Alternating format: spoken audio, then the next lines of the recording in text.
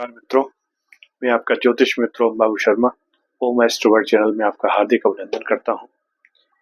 जैसा कि आपको विदित है दोस्तों कि ग्रहों का गोचर इस समय बड़ी तेजी से होने जा रहा है और सितंबर मिड मंथ में आकर हम देखें तो मंगल का भी गोचर अपनी कन्या राशि से मंगल पहुंच गए तुला राशि में और सूर्य का गोचर भी सिंह से कन्या में होने जा रहा है।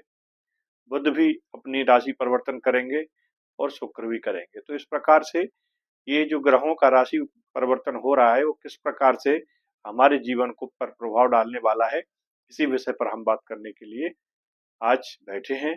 आज का जो विषय है, आज जिस राशि की बात कर रहे हैं या लग्न की बात कर रहे हैं वो तुला राशि वाले। मेरे प्रिय तुला राशि वाले और तुला लग्न वाले मित्रों, जिनकी कुंडली के पहले घर में 7 अंक लिखा हो या फिर जिनके चंद्रमा 7 अंक पर बैठे हों, ऐसे जातक तुला राशि या तुला लग्न वाले लोग कहलाते हैं।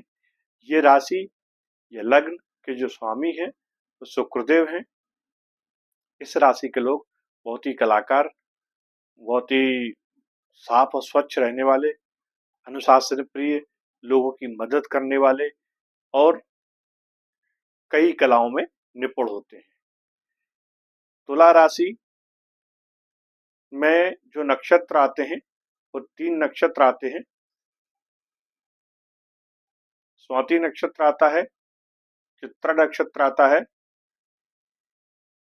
और पूर्वा फाल्गुनी नक्षत्र आता है। इस प्रकार से इन 3 नक्षत्रों से मिलकर ये राशि बनी होती है। चित्रा, इस प्रकार से 3 नक्षत्र से मिलकर ये राशि बनी होती है। ये राशि वाले लोगों पर कैसा प्रभाव होने वाला है, मंगल के गोचर का हम बात कर लेते हैं दोस्तों। मंगल का जो गोचर है वो इनके लग्न से होने जा रहा है और लग्न में जब मंगल बैठते हैं तो ऊर्जा बढ़ा देते हैं, क्योंकि मंगल आपको पता है वेग के कारक हैं, उद्वेग के कारक हैं, एनर्जी के कारक हैं और कहीं ना कहीं फाइटिंग स्किल भी ये हमको देते हैं। तो जब लग्न से गोचर करते हैं तो हमारे स्वभाव में थोड़ी तेजी आ जाती है। लेकिन दोस्तों मैं एक कॉम्बिनेशन की बात अगर आपसे करूं कि तुला लग्न या राशि में जो है वो शुक्र की राशि है और शुक्रदेव आपको पता है कि विलासिता और सुख भोगने वाले प्लानिट हैं और मंगल है वो फाइटिंग स्किल वाले हैं, तेजी वाले ग्रह हैं। तो यहाँ आकर जो एग्रेशन है ना मंगल का, वो थोड़ा कम हो जाता है, क्योंकि ये नम राशि है ना, शुक्र सॉफ्ट प्लानिट है। तो शुक्र की राशि में जब मंगल आते हैं तो इनका जो एग्रेशन है वो कम हो जाता है। और यहाँ जब बैठते हैं 7th में, जब मंगल तुला में बैठेंगे, लग्न से जब गोचर करेंगे तो इनकी चौथी दृष्टि जाएगी, वो इनके 4th हाउस पर जाएगी तुला वालों की, जो कि घर है भूमि का, भवन का, वाहन का, है ना, समाज का, माता का घर है। तो भूमि, भवन, वाहन के लिए तो ये ठीक है योग, इसमें तो आपको सपोर्ट मिलेगा। आप गाड़ी परचेज कर सकते हैं, आपकी गाड़ी खरीदने के योग बन सकते हैं, मकान या प्लॉट खरीदने के योग बन सकते हैं। माता जी के स्वास्थ्य के लिए थोड़ा सा ये ठीक नहीं माना जाता है ना। दूसरा, पेरेंटल प्रॉपर्टी के विवाद के इशू भी इसमें कई बार देखने को मिलते हैं, वहाँ थोड़ा सा ध्यान देने की जरूरत है। इनकी जो 7th दृष्टि है वो जा रही है आपके 7वें घर पर, यानी आपके लाइफ पार्टनर के हाउस में, आपके बिजनेस पार्टनर के हाउस में। तो यहाँ घर में थोड़ी सी अनबन होने से बचना है, क्योंकि ये कहीं ना कहीं थोड़ा सा ईगो देते हैं मंगल। तो आपको इस बात का ध्यान रखना है, कोई ऐसा आर्गूमेंट ना करें कि आपके घर में शांति भंग हो जाए और बेवजह का झगड़ा घर में हो जाए या आपके बिजनेस पार्टनर से हो जाए। बकाया जो इनकी 8वीं दृष्टि है वो आपके 8वें घर पर पड़ेगी, क्योंकि लग्न से गोचर कर रहे हैं। तो अष्टम हाउस पर जब मंगल की दृष्टि पड़ती है तो कुछ ना कुछ ट्रांसफॉर्मेशन जरूर कराते हैं, यानी या तो आप जो काम कर रहे हैं उस काम को छोड़कर कोई दूसरा काम करेंगे, या फिर आप स्थान परिवर्तन करेंगे अपने काम का, या आप जॉब चेंज कर सकते हैं, या आप नौकरी कर रहे हैं तो नौकरी को छोड़ के व्यापार कर सकते हैं। कुल मिला के कुछ ना कुछ इस तरह का एक ट्रांसफॉर्मेशन देखने को जरूर मिलता है। कई बार व्यक्ति के स्वभाव में बड़ा परिवर्तन आ जाता है, ये भी देखने को मिलता है।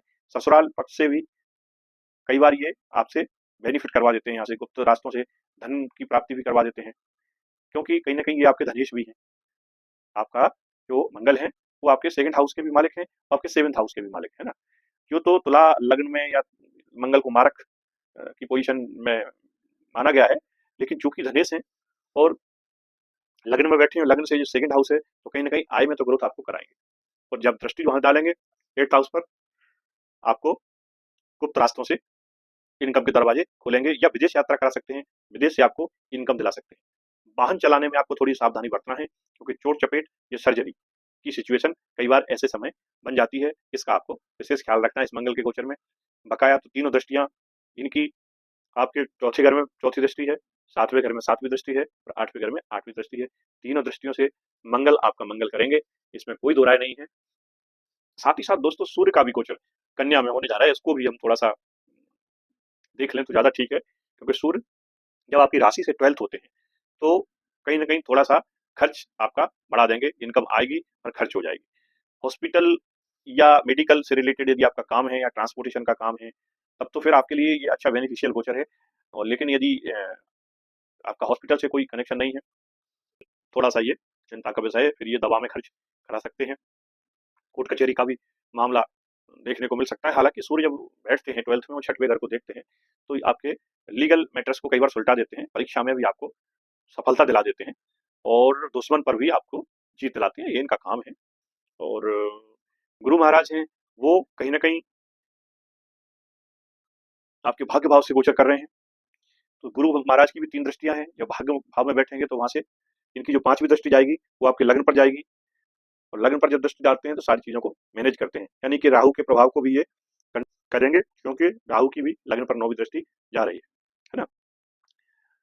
गुरु यहाँ जब बैठेंगे भाग्य भाव में तो इनकी जो 7वीं दृष्टि है वो आपके 3rd हाउस पर जाएगी, जो कि पराक्रम का भाव है, आपका कम्युनिकेशन का भाव है, ट्रांसपोर्टेशन का भाव है, छोटी मोटी यात्राओं का घर है। तो इन सब चीज में गुरु आपको हेल्प करेंगे और मदद करेंगे।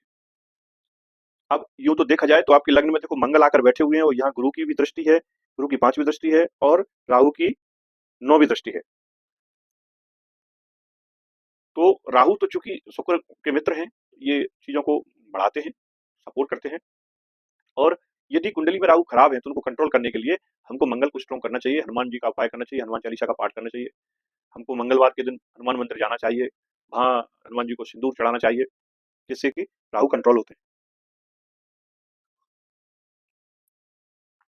इसके अलावा शनि आपके 6वें घर से गोचर कर रहे हैं, मीन राशि से गोचर कर रहे हैं, तो शनि भी कहीं ना कहीं से सप्तम दृष्टि इनकी जा रही है आपके 12th हाउस पर, और सूर्य और शनि का समसप्तक कॉम्बिनेशन बन रहा है।